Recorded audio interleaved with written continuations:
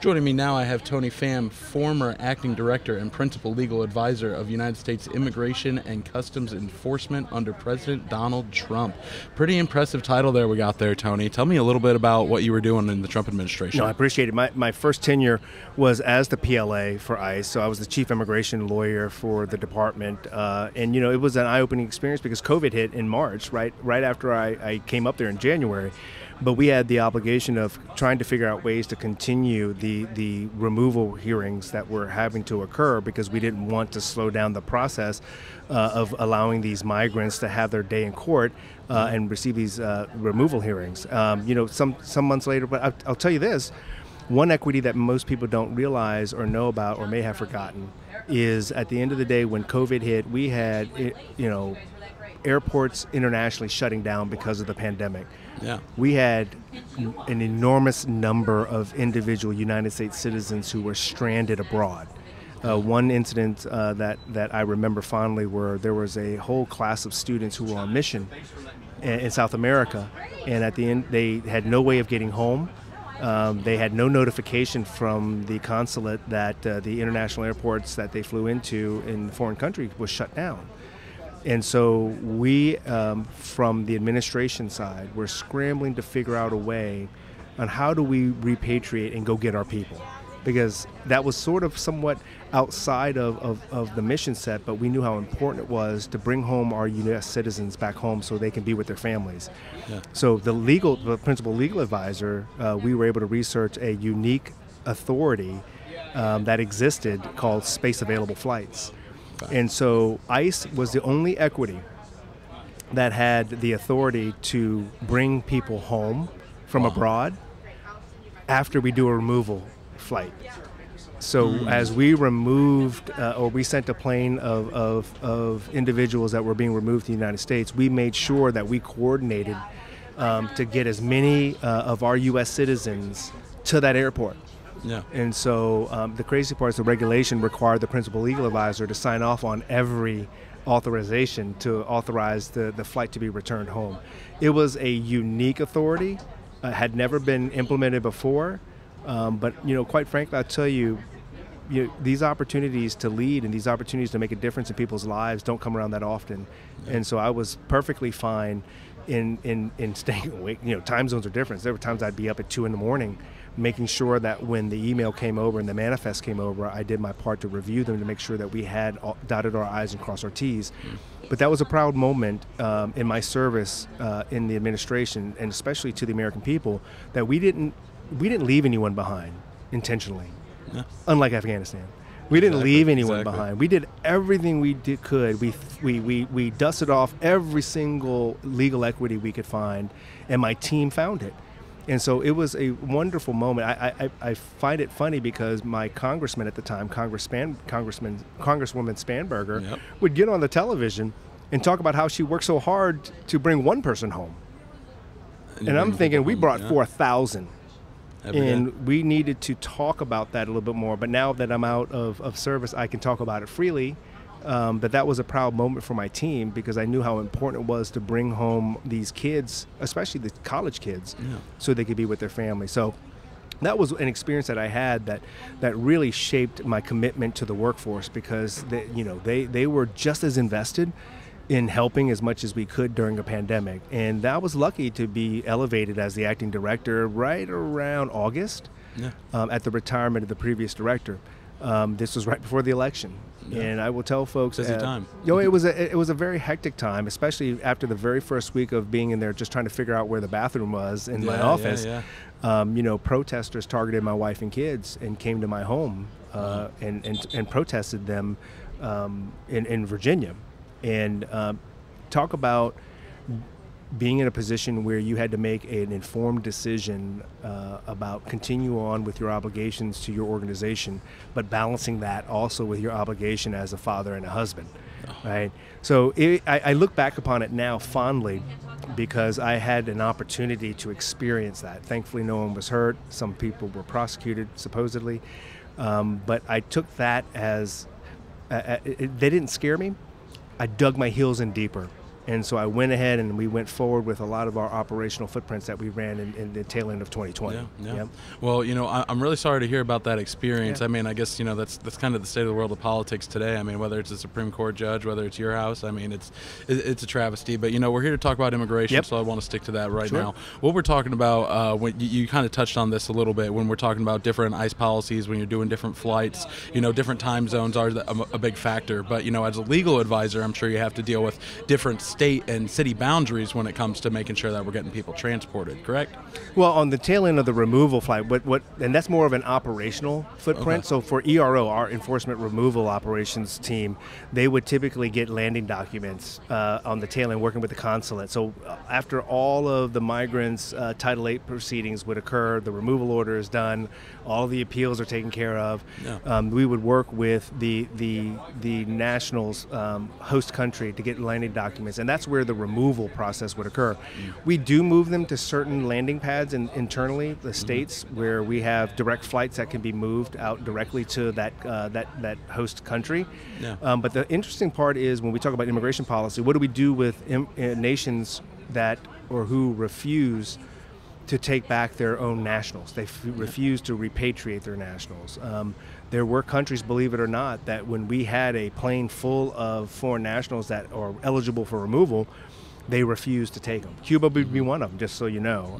I can name that one, Cuba. And it's odd that we're having a major influx of Cuban migrants now through the southwest border that far outnumber the typical individuals we would find from the Northern Triangle. Yeah. And so this administration needs to figure out what equity will they use to influence and nudge and push and convince Cuba to take back their foreign nationals if they're stopped at the border or if they're arrested in the interior. Do you think that's an effort they're going to do to try to get the Cubans back? No. Okay. That was really a rhetorical question.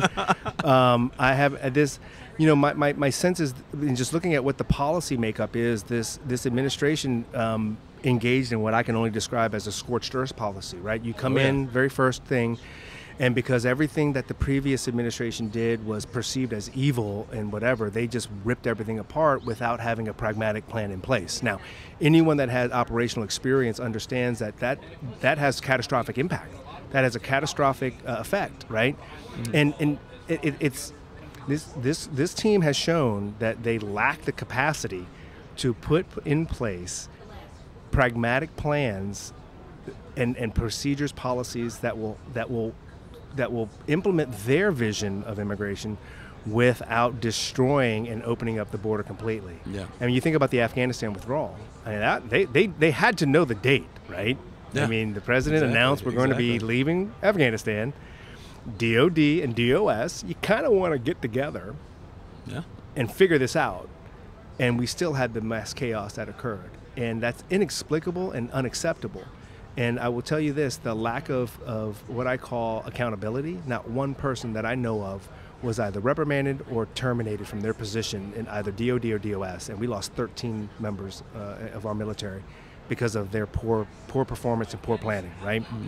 Same thing with immigration. That's why we have historic number of migrant deaths here on U.S. soil now. Their policies are like a dinner bell. It's ringing and it's opening up our borders, so more people are now willing to make that treacherous journey to cross over horribly dangerous tides and streams in the river on the hope and knowing that if they are able to make it across and they're not interdicted at the border, they will be, or even if they are, they will be released into the interior of the United States. Yeah. I got one more quick question for you. So we talked about Biden's sort of scorched earth policy when it came to immigration. Let me frame it up in sort of a climate change type question for you. Okay. So some experts, people in the field say that where climate change is, the Earth has reached a certain point where we're, beyond the point of no return or something along those lines. Okay. As far as immigration, I'm using the example. As far as immigration is concerned, do you feel like we've reached a point underneath the Biden administration where, there's going to be irreversible damage to our country at this point, or do you think there's a way, ICE stepping in, a different administration, that we might be able to see a change? I think I know it's bleak right now. I feel it, man. I've watched this administration eviscerate all of the good work that the good men and women of ICE did while I was there. And a good many of them are heading for the door. They're retiring. They're tapping out. But I always try to remain hopeful, because in politics, administrations change, but our mission set does not. DHS's and ICE's mission set does not change, right? We were granted unique immigration authorities by Congress after the 9/11 attacks when they formed DHS, specifically granting us the administrative authority to do administrative arrests. And if we have a new administration, it's not going to happen overnight. To the listeners on this podcast, it will not happen overnight. But there can be incremental changes in our operational footprint that will work towards implementing the rule of law and figuring out a way to put folks into their Title VIII proceedings, and then on the back end, increase our removals of those that were not found to have a viable claim to remain in the United States.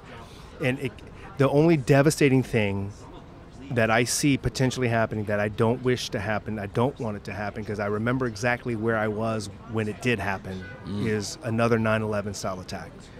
I'm old enough to remember I was in court prosecuting a drug possession case as a prosecutor when it happened. And those are moments in our lives that we will always have seared in our collective consciousness.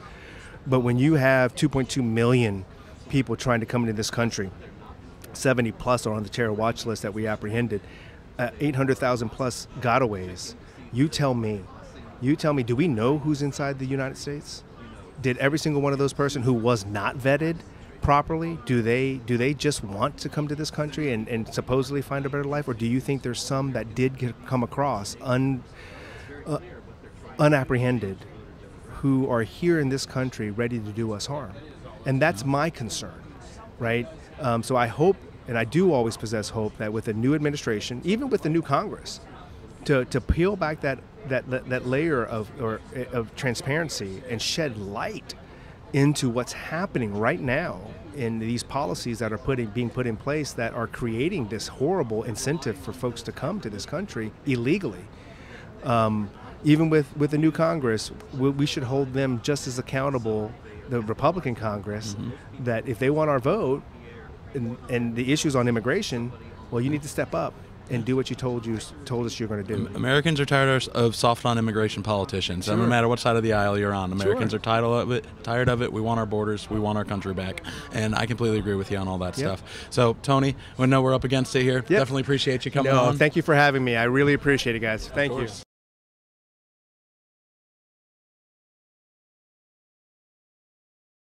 So don't step in front of the line of those who still stand there and doing the right thing, filling out paperwork, giving background checks. I went through 6 years of medical tests. I had to have money. I had to have a sponsor. I had to speak some English, understand English, know about the government a little bit.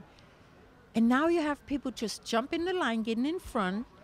Asylum, I'm scared. And here it is. And while the rest of them who are doing it the right way have to wait. And in the meantime, we're being played, and we're being invaded and destroyed from within. We're talking all over the country. That's the value of this, the way you guys have this thing set up. And I want to say thank you to the news outlets that are here to get the truth out, because on the border situation, it's being blacked out by most of the mainstream media. Art Del Cueto. Art's with the Border Patrol. He's been there since 2003. When I do these things, I speak on behalf of the National Border Patrol Council, not the agency. And that's important, because if I spoke on behalf of the agency, you would just get a cookie cutter dog and pony show answer. And I'd rather tell you the truth. We are supposed to patrol our nation's borders, although lately what we're doing more is babysitting. And it's upsetting to see the direction that we are headed as a country. We always saw the problems that we would see on the border, but now those problems have expanded.